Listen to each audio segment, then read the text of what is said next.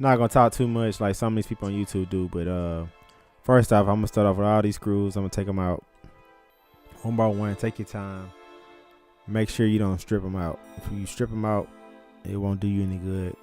Your bottom plate will eventually slide, so take your time. But if you mess them up, you can always order some.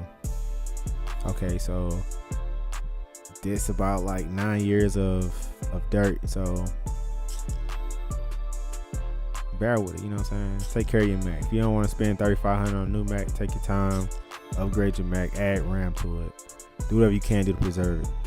So next off, I'm gonna get right into it. It's about 2 screws on the side that are gonna lift up, and it's a total of 4 screws holding down the hard drive or the SSD drive. The factory SSD drive is Toshiba made, so we're switching it out. We're gonna add a Samsung 1 terabyte.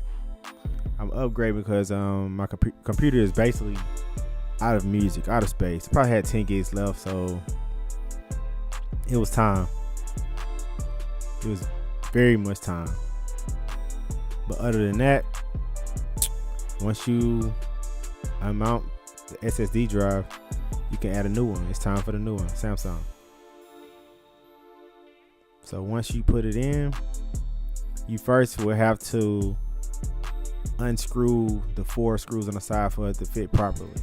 If you do not do that, the SSD drive will slide eventually and probably cause a lot of damage. So I feel like I'm going to keep my SSD drive, but other than that, I had to make a trip to Walmart to get a T6. So for the tools you're gonna need a T6 and probably the 5-point pin that comes with the MacBook screws.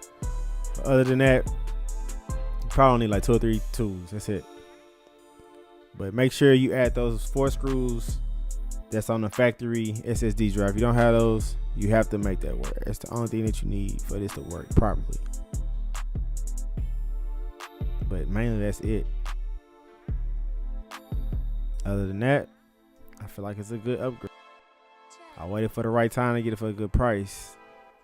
Because usually, I think the SSD drives are around 400, 350, I'm not sure. But other than that, I think it's going to be a great addition.